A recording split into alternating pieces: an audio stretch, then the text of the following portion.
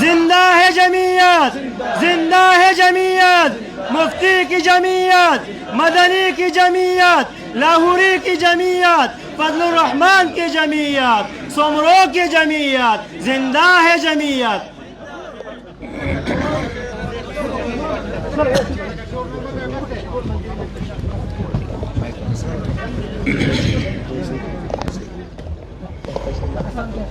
میرا خیال یہ ہے کہ آپ حضرات صبح سے بیٹھے ہوئے ہیں اور اکابر علماء اکرام کے تفصیلی بیانات ہو چکے ہیں۔ میری خواہش ہوگی کہ حاضری میری لگ چکی ہے، ہم دعا کر کے پروگرام کو ختم کر لیں تو زیادہ مناسب ہوگا۔ یہ نہیں جو ہے نا آپ کی، اس میں بھی کوئی نہ کوئی بات چھپی ہوئی ہے۔ مجھے پتا ہے کہ آپ تھکے ہوئے ہیں، مقصد آپ کی زیارت کرنا تھا وہ ہو چکی ہے۔ میرا خیال یہ ہے کہ ہم دعا کر لیں تو اچھا ہے۔ آپ کے لیے آئے ہیں، میں بھی آپ کے لیے آیا ہوں۔ جزاک اللہ۔ الحمدللہ الحمدللہ رب العالمین، والصلاة والسلام على اشرف الانبیاء والمرسلین وعلى آلہ الطیبین واصحابہ الطاہرین۔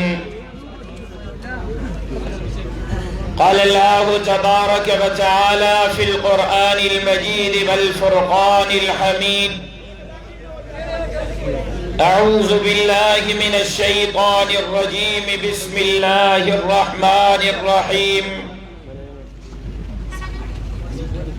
واعتصموا بحبل اللہ جميعا ولا تفرقوا۔ وقد قال النبي صلى الله عليه وسلم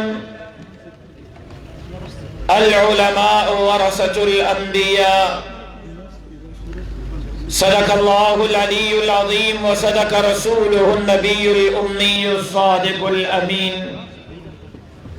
إن الله وملائكته يصلون على النبي يا أيها الذين آمنوا صلوا عليه وسلموا تسليما۔ اللهم صل على محمد وعلى آل محمد كما صليت على إبراهيم وعلى آل إبراهيم إنك حميد مجيد۔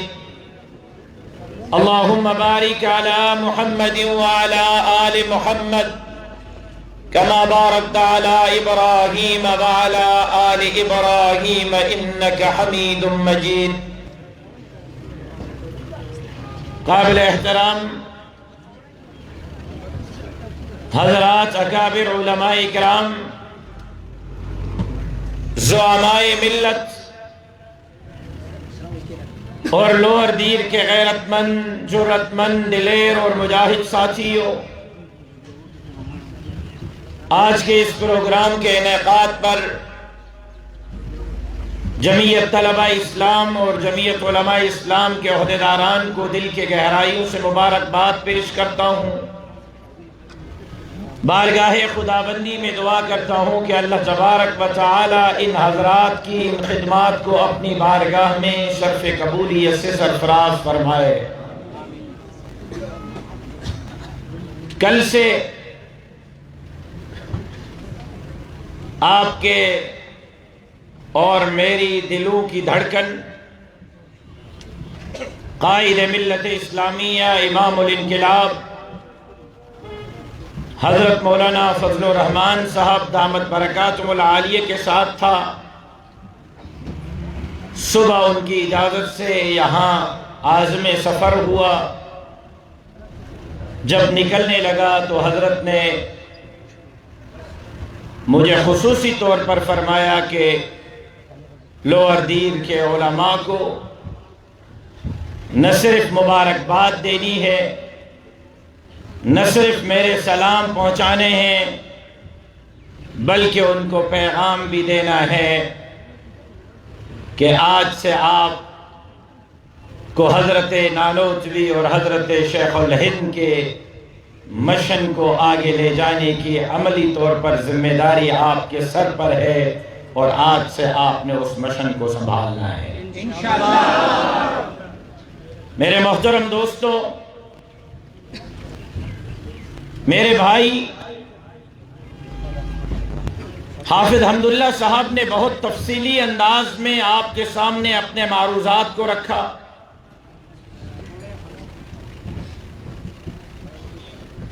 میں مختصر وقت میں اشارے کرتے ہوئے اپنی گفتگو کو تتمہ کی طرف لے جانے کی کوشش کروں گا۔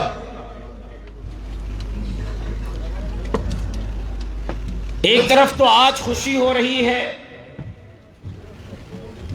کہ علماء اکرام کا جمع غفیر یہاں موجود ہے، اور صرف مدارس سے فارغ التحصیل علماء نہیں، اسکول، کالج اور یونیورسٹی کے فارغ التحصیل بھی یہاں موجود ہیں، اور جمعیت طلباء نے ملا اور مسٹر کی تفریق کو ختم کرنے کی کوشش کی ہے۔ لیکن سمجھنے کی ضرورت یہ ہے کہ ملا اور مسٹر کی تفریق کیوں ہوئی، ملا اور مسٹر میں تفریق کہاں سے ڈالی گئی، اور آج ہم کہاں کھڑے ہیں۔ 1400 سال جناب سرور کونین سرکار دو عالم صلی اللہ علیہ وسلم کے زمانے سے لے کر مغل اور خلافت عثمانیہ کی سلطنت تک آپ تاریخ کا مطالعہ کریں، ایک ہی دینی ادارہ ہوتا تھا جہاں سے عالم بھی پیدا ہوتا تھا، حافظ بھی پیدا ہوتا تھا، مبلغ اور مصنف اور مقرر بھی پیدا ہوتا تھا، وہیں سے ڈاکٹر اور انجینئر، گورنر اور سربراہ مملکت بھی پیدا ہوا کرتا تھا۔ لیکن یہ ملا اور مسٹر میں تفریق ایک منصوبے کے تحت کی گئی تاکہ معاشرے سے مولوی کے کردار کو کم کیا جائے، معاشرے میں مولوی کو کمی بنا دیا جائے۔ اور کچھ وقت ایسا لگا کوئی ایسے ادوار ہمارے سامنے گزرے کہ واقعی یہاں مولوی کو گالی بنا دیا گیا، مولوی کو عیب کی نگاہ سے دیکھا جانے لگا۔ لیکن پھر تاریخ نے پلٹا کھایا، اور حضرت نانوتوی رحمت اللہ علیہ نے، حضرت شیخ الہند نے جس نہج پہ کام کیا، آج ہمیں اپنے آپ کا امتحان لینا ہے، اپنا سر اپنی گردن میں ڈال کر چھانکنا ہے، اپنی گریبان میں دیکھنا ہے کہ کیا ہم آج واقعی حضرت نانوتوی کے حقیقی جانشین ہیں، کیا ہم واقعی حضرت شیخ الہند کے جانشین ہیں۔ کیا حضرت نانوتوی کا فلسفہ یہ تھا کہ مسجد بنے گی، مدرسہ بنے گا، 8 سال اور 12 سال اور 13 سال مولوی پڑھ کر آئے گا اور مسجد کے حجرے تک محدود ہو جائے گا؟ کیا حضرت نانوتوی کا فلسفہ یہ تھا کہ فارغ التحصیل بننے کے بعد ہم نے تبلیغ میں، تقریر میں، تصنیف میں، تحریر میں تو اپنا کردار ادا کرنا ہے، لیکن قوم کی رہنمائی کے لیے ہم نے میدان وڈیروں، خانوں، نوابوں اور سرداروں کے حوالے کرنا ہے؟ آج ہمارے معاشرے میں کیا ہے؟ آج یہاں کیا ہو رہا ہے؟ حضرت نانوتوی نے تو فرمایا تھا کہ دارالعلوم دیوبند کی اینٹ سے اینٹ بچ جائے تب بھی مجھے پرواہ نہیں ہوگی، لیکن دارالعلوم سے ایسے بندے پیدا ہوں گے جو میدان میں جا کر ظالم اور جابر کے ساتھ ٹکرائیں گے، اعلاء کلمت اللہ کے لیے اپنا کردار ادا کریں گے، اور اللہ کی دھرتی پر اللہ کے نظام کے لیے اپنے صلاحیتیں صرف کریں گے۔ آج حضرات علماء اکرام، میں خاص طور پر علماء سے مخاطب ہوں. میں نے کہا میں لمبی چوڑی گفتگو نہیں کروں گا، جلدی آپ سے اجازت چاہوں گا، لیکن توجہ سے میری گفتگو کو سنیں. حضرات علماء اکرام، آج آپ حضرات کے سامنے ملک کے حالات ہیں، عالمی حالات ہیں. آج آپ کے سامنے عالم کفر کی ریشہ دوانیاں ہیں. آج عالم اسلام میں مسلمانوں کو چن چن کر مارا جا رہا ہے. آج اسلام کا نام لینا جرم ہے. آج کلمے کے لیے محنت کرنا جرم ہے. آج مدرسے کا بنیاد رکھنا جرم ہے. آج مسجد کی بنیاد رکھنا جرم ہے. اس مسجد اور مدرسے کے ممبر اور محراب سے خان، نواب اور سردار کے خلاف آواز بلند کرنا جرم ہے. کیوں؟ کیا یہ ملک اس نعرے پر بنایا گیا تھا کہ جہاں مندر کو تو آزادی ہوگی؟ 1 سال میں خان صاحب کے دور حکومت میں، صرف 1 سال میں اسلام آباد کے مندروں کی تعمیر اور تزئین اور آرائش کے لیے 28 کروڑ روپے خرچ کیے گئے 1 سال میں. آج کرتارپورہ کا بارڈر کھلا ہوا ہے. آج قادیانی دندناتے پھر رہے ہیں. آج کرسمس کے موقع پر چرچوں کی سیکیورٹی آرمی اور رینجرز اور پولیس کر رہی ہے. ہمیں اعتراض نہیں. اقلیتوں کی جان مال، عزت اور آبرو کی چوکیداری مسلمان کے ذمہ ہے. اقلیتوں کے جان مال، عزت اور آبرو کی حفاظت ہونی چاہیے. لیکن آج اس اسلامی جمہوریہ پاکستان میں جس ملک کو کلمے کے نعرے پر حاصل کیا گیا، جس ملک کو اسلام کے نعرے پر حاصل کیا گیا، جس کے لیے نعرہ لگایا گیا کہ پاکستان کا مطلب کیا؟ لا الہ الا اللہ، آج اس ملک کے اندر محفوظ نہیں تو ختم نبوت کا قانون محفوظ نہیں. آج اس ملک میں محفوظ نہیں تو صحابہ کی عزت اور ناموس محفوظ نہیں. آج اس ملک میں محفوظ نہیں تو مسجد محفوظ نہیں. ایک رات میں آپ نے خبریں دیکھی ہوں گی، سوشل میڈیا کا زمانہ ہے. ایک رات میں باب الاسلام سندھ کے بڑے شہر سکھر میں 19 مساجد کو ایک رات میں بلڈوزر لگا کر شہید کر دیا گیا. ایک رات 19 مسجدیں. آج آپ جائیں یوٹیوب پر، گوگل پر سرچ کریں، بحیثیت وزیر اعظم اسلامی جمہوریہ پاکستان کے عمران خان نے جو امریکہ میں پہلی تقریر کی وہ آج ریکارڈ پر موجود ہے. عمران خان نے امریکہ کا دورہ کرتے ہوئے امریکی پارلیمنٹرین سے خطاب کرتے ہوئے کہا کہ میں پاکستان کے چند مذہبی جنونیت رکھنے والے ملاؤں سے لڑ کر میں نے آسیہ ملونہ کو باہر روانہ کیا ہے. آسیہ کون ہے؟ کیا آپ کو نہیں معلوم؟ آسیہ کو سزا دینے والا میں نہیں تھا. آسیہ کو سزا دینے والے آپ نہیں تھے. پاکستان کی عدالتوں میں کیس چلے، وکلاء نے دلائل دیے. وکلاء کے دلائل کے بعد 2 عدالتوں کے فاضل ججوں نے کہا کہ یہ عورت سرور کونین، سرکار دو عالم، امام الانبیاء حضرت محمد مصطفیٰ احمد مجتبیٰ صلی اللہ علیہ وسلم کے شان میں گستاخی کی مرتکب ہوئی ہے. اس عورت کو سزائے موت ملنی چاہیے. ہم نے نہیں کہا، مفتی نے نہیں کہا، کسی مدرسے کے دارالفتہ نے نہیں کہا، عدالت نے کہا. اور ایک عدالت نے نہیں، 2 عدالتوں نے. اور عمران خان کہتا ہے میں چند مذہبی جنونیت رکھنے والے ملاؤں سے لڑ کر میں نے آسیہ کو باہر روانہ کیا. مولانا سمیع الحق شہید کی تقریر، آخری تقریر شہادت سے 1 دن پہلے کی، ریکارڈ پر موجود ہے، سن لیں. انہوں نے جو انکشافات کیے، قادیانی مصنف کو ڈونلڈ ٹرمپ کی بارگاہ میں پہنچایا گیا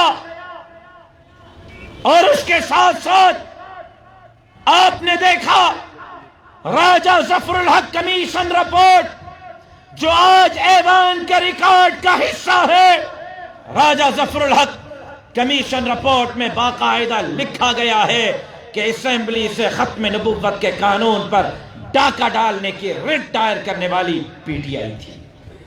قادیانیوں کا جو یار ہے، کا جو یار ہے،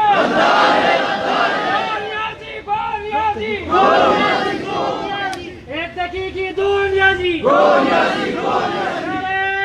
تکبیر، راشد صاحب قدم بڑھاؤ، راشد صاحب قدم بڑھاؤ،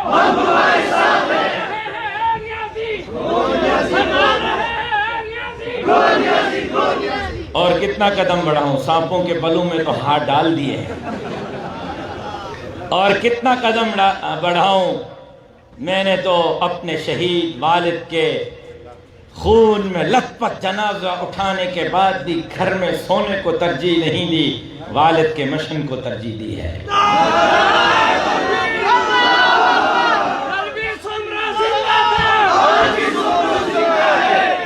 اور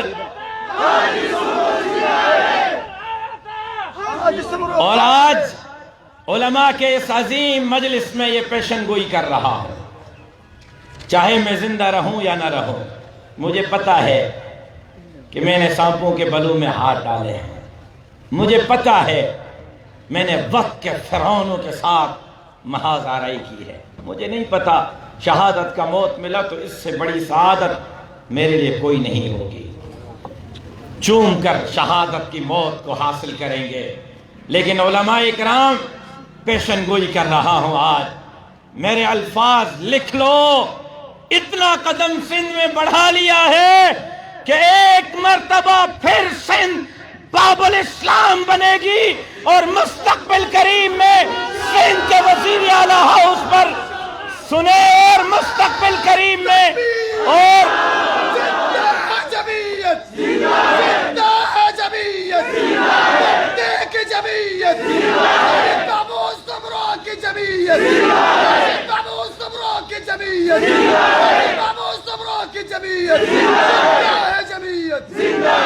اور یہ بھی پیشن گوئی کر رہا ہوں کہ انشاءاللہ مستقبل قریب میں جمعیت علماء اسلام کا جھنڈا سندھ کے وزیر اعلیٰ ہاؤس پر ضرور لگائے، انشاءاللہ آپ کی دعائیں ساتھ رہی، اب کوئی مائی کا لال جمعیت کا راستہ نہیں روک سکتا، لہذا ہم نے قدم بڑھا دیا ہے، اب علماء اکرام آپ کے قدم بڑھانے کی دیر ہے۔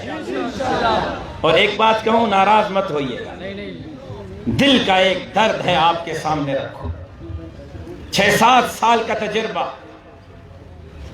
6-7 سال کی ٹھوکریں ایک نتیجے پر پہنچا کہ ہمارے راستے میں رکاوٹ اب کوئی خان نہیں، اب کوئی نواب نہیں، اب کوئی سردار نہیں، ہمارے راستے میں رکاوٹ ہم خود ہیں، ہم مولوی سیدھے ہو جائیں نا معاملہ سیدھا ہو جائے گا، سچ کہہ رہا ہوں، ناراض مت ہوئیے گا، ہم خود ہیں، مدرسے کے نام پر رک جاتے ہیں، مسجد کے مصلحت پر رک جاتے ہیں، آج فاٹف کا بل جس کا حافظ حمداللہ نے ذکر کیا، 28 شرائط فاٹف نے پاکستان کو لکھ کے دی ہیں، اور علماء اکرام جب سے عمران خان آیا ہے 2 طرح کی قانون سازی اسمبلی میں ہوئی ہے، ایک قانون سازی جنرل باجوہ کے ایکسٹینشن کی ہوئی ہے، دوسری قانون سازی فاٹف کی ہوئی ہے، اس کے علاوہ کوئی قانون سازی نہیں ہوئی۔ فاٹف کے 28 شرائط میں جو امریکہ نے، اقوام متحدہ نے، فاٹف نے پاکستان کو لکھ کے دی ہے کہ یہ 28 شرائط آپ نے ہمیں پورے کر کے دینے ہیں، ان 28 شرائط میں ایک شرط یہ ہے کہ پاکستان میں مدرسہ نہیں رہے گا، مدرسے کے تشخص کو تبدیل کر کے مدرسے کو اسکول ریفارم میں تبدیل کیا جائے گا، اور مدرسہ نہیں ہوگا، مدرسہ اسکول کہلائے گا۔ آج اس پر کام ہو رہا ہے۔ آج جس مدرسے کی وجہ سے آپ رک جاتے ہیں، جس مسجد کی وجہ کل یہ مدرسہ ہی نہ رہا تو پھر کیا کرو گے؟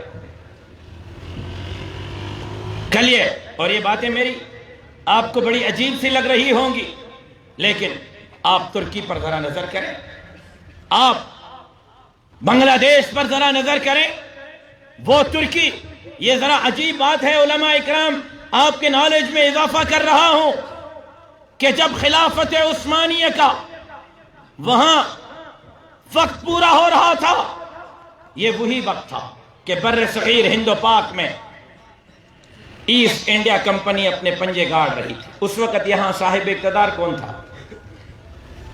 بھائی جب انگریز یہاں آیا، بر صغیر میں صاحب اقتدار کون تھا؟ ہندو تھے یا مسلمان؟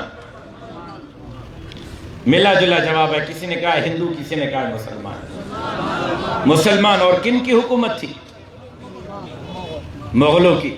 اب سنیں، یہ تقریباً برابر وقت، یہ بات شاید علماء کے علاوہ باقی ساتھیوں کو کم سمجھ آئے، یہ برابر کا وقت ہے کہ یہاں مغلوں کی حکومت زوال پذیر ہوئی، وہاں خلافت عثمانیہ زوال پذیر ہوئی، لیکن آپ دیکھیں وہ خلافت ہے، اسلامی سلطنت ہے، اسلامی ریاست ہے، اور یہاں شہنشاہیت ہے۔ ہاں مسلمانوں کی حکومت ضرور ہے لیکن خلافت نہیں، شہنشاہیت ہے، مغلوں کی حکومت ہے، وہاں خلافت عثمانیہ زوال پذیر ہو رہی ہے، یہاں شہنشاہیت مغلوں کی حکومت زوال پذیر ہو رہی ہے، وہاں سے بھی وہ اقتدار سے جا رہے ہیں، یہاں سے بھی جا رہے ہیں۔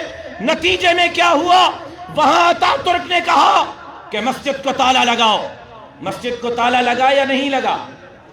بولیں یار حضرات علماء، مجھے جواب دیں، مجھے بات سمجھانے میں آسانی ہوگی۔ مسجد کو تالا لگا یا نہیں لگا؟ اذان پر پابندی لگی یا نہیں لگی؟ نماز پر پابندی لگی یا نہیں لگی؟ کہا اتاترک نے آپ کی داڑھی مجھے پسند نہیں، منڈواؤ داڑیاں، اور وقت کے علماء نے اپنے چہروں سے داڑیاں منڈوا کے پھینکوا دی، وقت کے شیخ الحدیثوں نے اپنے سروں سے پگڑیاں اتار دی، پھر کہا ماؤں، بہنوں، بیٹیوں کے سر پر دوپٹہ اور برقع اور عبایا قبول نہیں ہے، ان کے سروں سے دوپٹہ بھی اتارو، عبایا بھی اتارو۔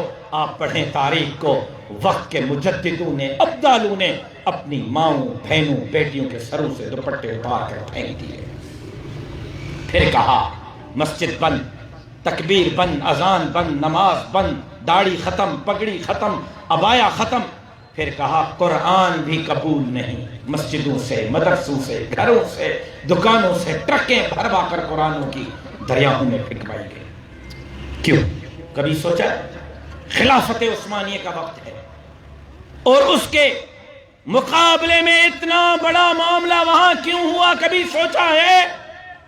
حضرات علماء اکرام، بنگلہ دیش تقریباً 100% سنی ریاست، وہ بنگلہ دیش جس کے چھوٹے سے چھوٹے مدرسے میں 3,000 طلبہ دور حدیث میں ہیں، وہ بنگلہ دیش جہاں حج سے بڑا اجتماع تبلیغ کا ہوتا ہے، وہ بنگلہ دیش جہاں ہر گھر میں حافظ عالم پایا جاتا ہے، اسلامی قانون پارلیمنٹ سے نکال کر روڈ پر پھینک دیے گئے، جب چاہتے ہیں مولوی کو سولی پہ لٹکایا جاتا ہے۔ آپ نے سوچا کیوں؟ میں عرض کر رہا تھا یہ برابر کا وقت ہے، وہاں خلافت عثمانیہ زوال پذیر ہوئی، یہاں مغلوں کی حکومت زوال پذیر ہوئی، لیکن کیا ہوا؟ خلافت عثمانیہ کے زوال پذیر ہونے کے بعد اتاترک کے مقابلے میں کوئی تحریک سر نہیں اٹھا سکی، اور یہاں مغلوں کی شہنشاہی حکومت زوال پذیر ہونے کے بعد ایک ایسی تحریک نے سر اٹھایا کہ اس تحریک میں ہندو جواہر لال نہرو بھی آپ کے ساتھ ہیں، سکھ بھی آپ کے ساتھ ہیں، اور اتنی بڑی تحریک چلی کہ انہوں نے انگریز کو بر صغیر چھوڑنے پر مجبور کر دیا۔ کیوں؟ یہاں تو خلافت عثمانیہ نہیں تھی، شہنشاہیت تھی، مغل تھے، لیکن ایسا کیا تھا کہ علماء تو اٹھے، مسلمان تو اٹھے، ہندوؤں کو بھی اپنے ہم نوا کیا، سکھوں کو بھی اپنے ہم نوا کیا، اور انگریز کو خطہ چھوڑنے پر مجبور کیا، وہ بات یہ تھی کہ ہماری طرح ترکی کے علماء نے تصنیف تو سنبھالی، تقریر اور تحریر تو سنبھالی، تبلیغ، مسجد اور مدرسہ تو سنبھالا، بنگلہ دیش کے علماء نے ہماری طرح تبلیغ اور تصنیف اور تحریر، مسجد اور مدرسہ تو سنبھالا، لیکن انہوں نے سیاسی میدان خوانین، وڈیروں، سرداروں اور نوابوں کے حوالے کیا۔ وہاں پر علماء اکرام نہ داڑھی بچا سکے، نہ پگڑی بچا سکے، نہ مسجد بچا سکے، نہ مدرسہ بچا سکے، نہ اسلامی قانون بچا سکے، لیکن یہاں کے علماء نے اپنے طالب العلم کو، دارالعلوم دیوبند نے اپنے طالب کو، حضرت نانوتوی نے اپنے شاگرد کو، حضرت شیخ الہند نے اپنے شاگرد کو، مفتی محمود نے اپنے شاگرد کو سیاسی میدان دیا، سیاسی شعور دیا۔ اس سیاسی میدان کے بدولت، اس تحریک کے بدولت انگریز کو بھی کل یہاں سے دم دبا کے بھاگنا پڑا۔ میں دعوے سے کہتا ہوں انشاءاللہ شیخ الہند کی جانشینی کا حق ادا کرتے ہوئے مولانا فضل الرحمان کے قیادت میں جمعیت کے یہ عوابی یہودیوں اور نصرانیوں کے ایجنٹ کو بھی یہاں سے بھگانے پر مجبور ہوئے۔ نعرہ تکبیر! قائد جمعیت حضرت مولانا فضل الرحمان سے نعرہ تکبیر! كانت بنو اسرائیل تسوسهم الانبیاء کلما ہلک نبی خلفہ نبی۔ یہ تو آپ کو انبیاء سے سیاست وراثت میں ملی ہے، مسلح بھی ہمیں وراثت میں، اذان اور تکبیر بھی وراثت میں، نکاح اور جنازہ بھی وراثت میں، تو ہمیں قوم کی قیادت بھی وراثت میں ملی ہے۔ جب تک یہ میدان آپ نہیں سنبھالیں گے تب تک کامیابی نہیں ملے گی۔ روٹی کپڑا اور مکان تو نہیں ملا، قرض تو نہیں اترا، 1 کروڑ نوکریاں دوں گا، 50 لاکھ گھر دوں گا، قرضہ نہیں لوں گا، قرضہ لیا تو خودکشی کر لوں گا، اور 3 سال میں 1 کروڑ نوکریوں کی جگہ آپ جائیں تحقیقات کریں، کیمرے ریکارڈ ہو رہے ہیں، ذمہ داری سے بول رہا ہوں، 3 سال میں 30 لاکھ سے زائد لوگ بے روزگار ہوئے ہیں، 30 لاکھ سے زائد۔ 50 لاکھ گھر دوں گا، صرف میرے صوبہ سندھ میں انکروچمنٹ کے نام پر 20 لاکھ گھروں کو بلڈوزر لگا کر منہدم کیا گیا ہے۔ قرضہ نہیں لوں گا۔ سنیں ایک عجیب بات آپ کو بتاؤں، قرضہ نہیں لوں گا۔ 47 سے لے کر اب تک جتنے حکمران آئے، چاہے وہ فوجی حکمران تھے یا جمہوری، 70 سال کا قرضہ ایک طرف ہے، عمران خان کے 3 سال کا قرضہ 70 سال کے قرضے پر بھاری پڑ گیا ہے۔ 70 سال کے قرضے سے زیادہ قرضہ 3 سال میں لیا ہے۔ اب کیا کہتا ہے؟ انڈے، کٹے، مرغیاں پالو۔ لوگوں نے کہا کہ بدبخت آدمی پوری زندگی یہی کام تو کیا ہے۔ اچھا، انڈے، کٹے اور مرغیوں سے کام نہیں چل رہا، ایسا کرو لنگر خانے کھول رہا ہوں، وہاں آؤ۔ تو وہ عبداللہ شاہ غازی کراچی کے مزار پر بیٹھنے والا ناراض ہو گیا۔ تو لوگوں نے پوچھا آپ کیوں ناراض ہیں؟ اس نے کہا بھائی اگر لنگر پر حکومت ملنی ہے تو عمران خان تو اب شروع کر رہا ہے، میں نے ساری زندگی لنگر بانٹا ہے، پھر وزیر اعظم مجھے بناؤ۔ اچھا ایسے کرو، بڑا اچھا کام قوم کو بتا رہا ہوں، اس سے بہترین کام کوئی نہیں، بتاؤ۔ انڈوں سے کام نہیں چلانا، کٹوں سے، مرغیوں سے، لنگر سے۔ اب ایسا کرو، بھنگ پیو مست جیو، بھنگ پیو مست جیو۔ یہ اگر امریکہ اور برطانیہ میں ہوتا تو پاگل خانے میں ہوتا، پاکستان میں ہو اور وزیر اعظم میں، یہ ہماری بدقسمتی ہے۔ بھنگی سارے کھڑے ہو گئے، پوری زندگی بھنگ تو پیے اور کیا کریں؟ کہتے اچھا کام نہیں چل رہا، ایسا کرو، گھبرانا بالکل بھی نہیں، بالکل نہیں گھبرانا، سکون صرف قبر میں ملے گا۔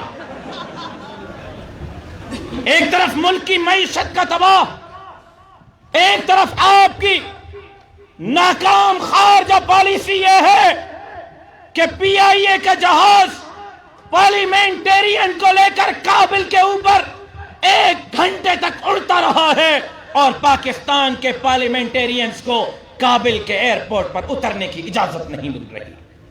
یہ آپ کی ناکام خارجہ اور داخلہ پالیسی ہے.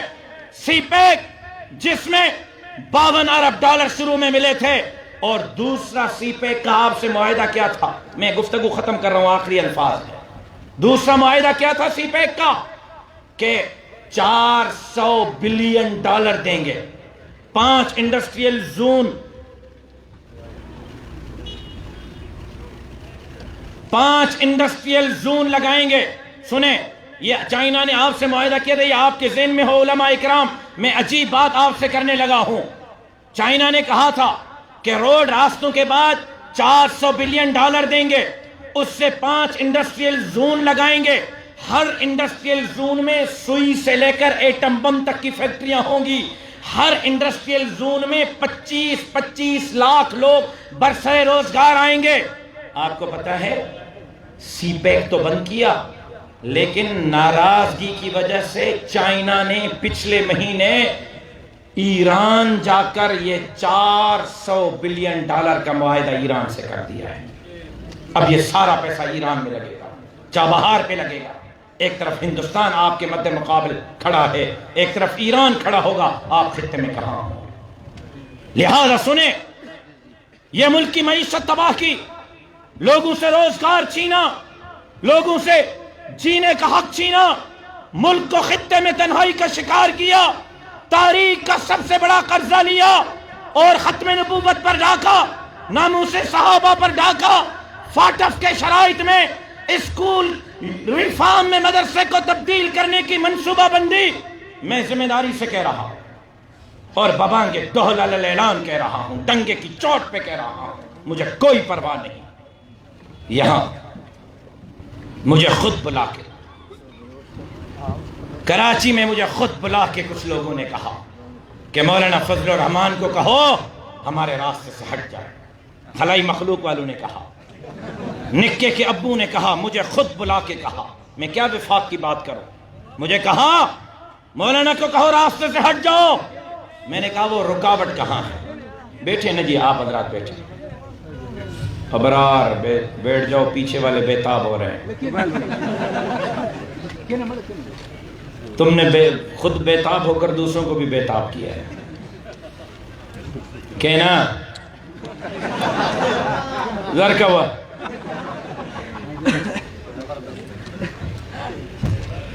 سنیں، ان کو چھوڑ دے، مہربانی کریں. میں 2 منٹ میں گھڑی دیکھیں، 2 منٹ میں ختم کر رہا ہوں. میں بہت اہم بات ہے عرض کر رہا ہوں. خطے میں تنہائی کا شکار، داخلہ اور خارجہ ناکام پالیسی، 30 لاکھ لوگ بے روزگار، 50 لاکھ گھر منہدم کر دیے. میں آ رہا ہوں اس پر. اور ختم نبوت کے قانون پر ڈاکہ، ناموس رسالت کے قانون پر ڈاکہ، آسیہ ملونہ کی رہائی، قادیانی مصنف کی رہائی، اور حضرت صدیق اکبر کے شان میں گستاخی کرنے والے ملعون کی رہائی. پھر مجھے خود بلا کے نکے کے ابو نے کہا مولانا کو کہو راستے سے ہٹ جائے. میں نے کہا وہ رکاوٹ کہاں ہے؟ اس نے کہا ہمارے اور مدار. دیکھیں موبائل ریکارڈ ہو رہی ہے، کھلم کھلا علی الاعلان ڈنگے کی چوٹ پہ بول رہا ہوں. کسی میں جرت ہے تو مجھے جھوٹا ثابت کرے. میں تاریخ، آفیسر کا نام، سب چیزیں بتانے کے لیے تیار ہوں. کیا کہا؟ کہ ہمارے راستے سے ہٹ جائے. میں نے کہا رکاوٹ کہاں ہے؟ انہوں نے کہا رکاوٹ یہاں ہے، رکاوٹ یہاں ہے کہ مدارس کے نصاب کو ہم تبدیل کرنا چاہتے ہیں اور مولانا ہمیں نصاب میں تبدیلی کی اجازت نہیں دیتا. مجھے خود کہا.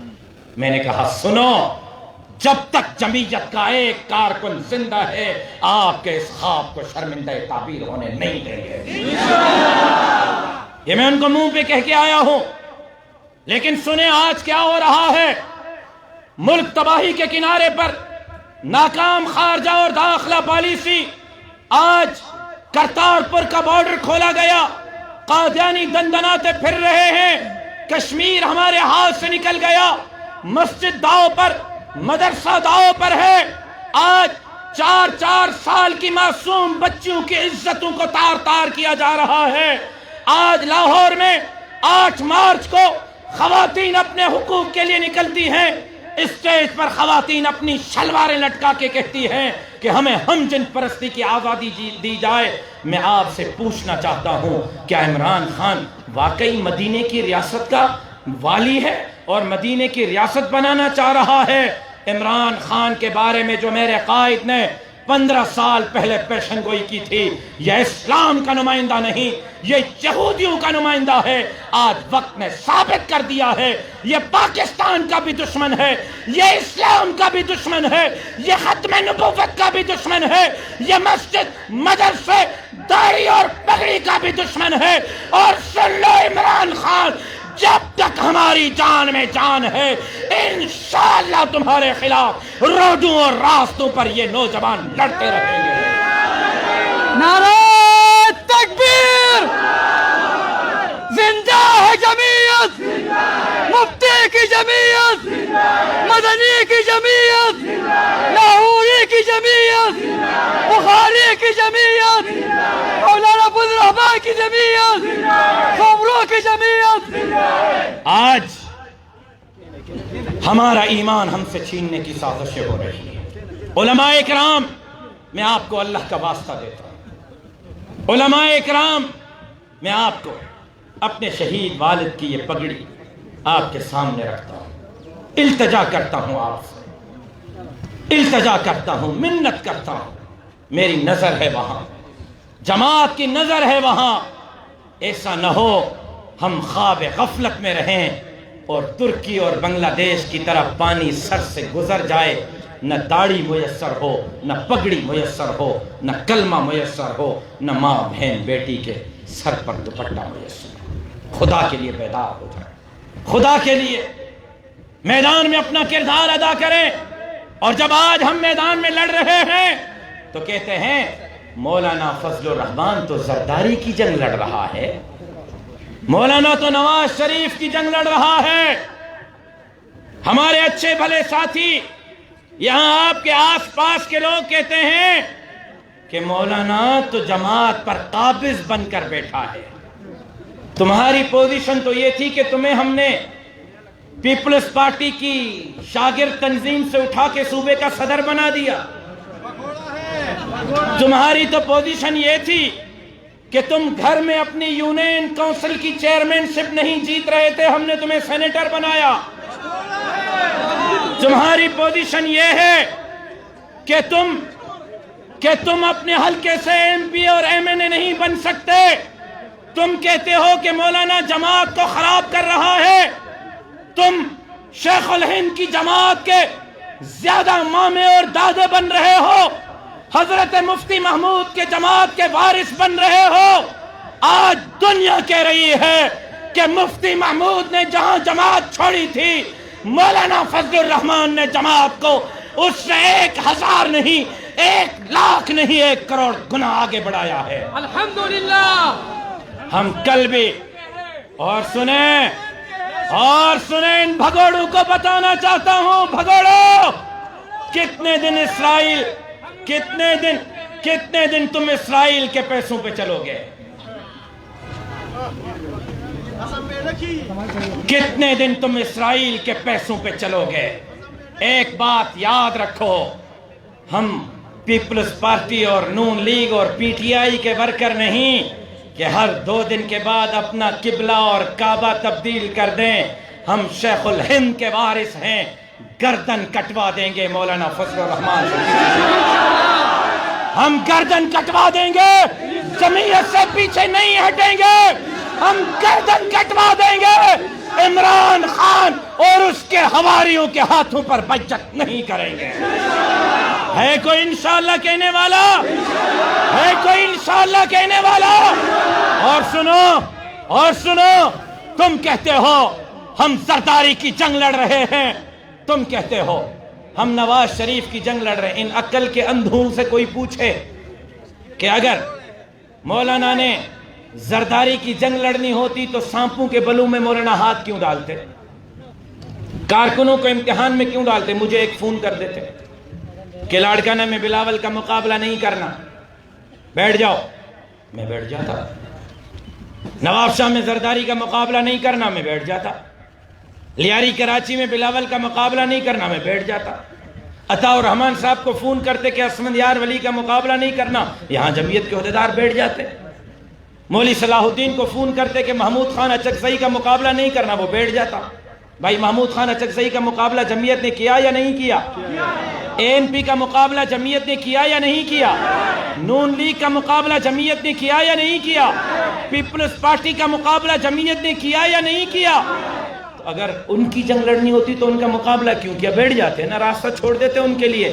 سوال ہم سے نہیں بنتا کہ ہم زرداری اور نواز شریف کے ساتھ کیوں ہیں، سوال پاکستان کے عوام سے بنتا ہے کہ آپ کو داڑھی اور پگڑی والے پسند کیوں نہیں آئے، آپ نے زرداری اور نواز شریف اور ANP پر اعتماد کیوں کیا؟ سوال لوگوں سے بنتا ہے، ہم سے نہیں بنتا۔ لیکن ایک بات آپ سے واضح کہہ دوں، علل اعلان کہہ دوں، بابا کے دوہل کہہ دوں، ہمیں سیاسی لوگوں کی ضرورت ہے، ہمیں سیاسی اتحادیوں کی ضرورت ہے، اور ہم ان کی قیادت میں نہیں چل رہے، وہ ہمارے مولانا کی قیادت میں چل رہے ہیں۔ الحمدللہ بلاول بھی مولانا کی امامت میں ہے، نواز بھی مولانا کی امامت میں ہے، ہماری امامت میں چل رہے ہیں وہ۔ لیکن ایک بات واضح کہہ دوں کہ وہ اپنے منشور پر ہے، نون لیگ اپنے منشور پر ہے، پیپلز پارٹی اپنے منشور پر ہے، ہم اپنے منشور پر ہیں۔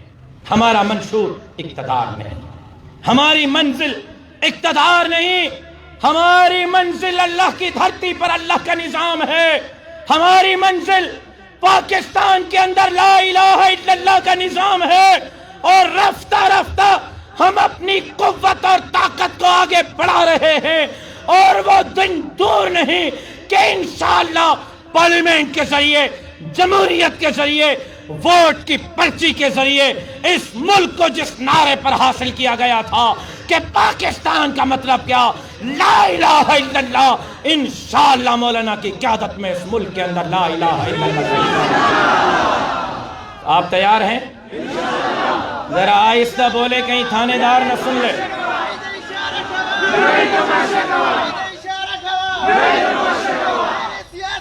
قائد اشارہ کڑے دے، قائد اشارہ کڑے دے، دا تماشا ٹائم دے، دا تماشا ٹائم دے۔ کیا آپ قائد کے حکم پر لبیک کہنے کے لیے تیار ہیں؟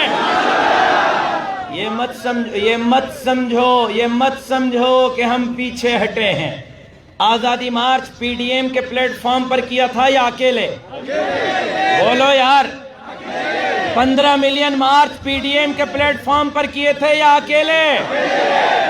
پیپلز پارٹی آج فیصلہ کرنے جا رہی ہے، اچھی بات ہے، ANP کی طرف وہ بھی فیصلہ کر لے، میرے تو پاؤں میں زنجیر ہیں کافی مہینوں سے، اچھی بات ہے وہ فیصلہ کریں۔ سنیں، اگر ایک جماعت جاتی ہے پھر بھی ہم چلیں گے، 2 جماعتیں نکلتی ہیں پھر بھی تحریک جاری رہے گی، 10 جماعتوں میں 9 جماعتیں چھوڑ جاتی ہیں، اکیلے بچتے ہیں، پھر بھی اس وقت تک یہ تحریک جاری رہے گی جب تک عمران خان کے اقتدار کا جنازہ نہیں پڑھتے۔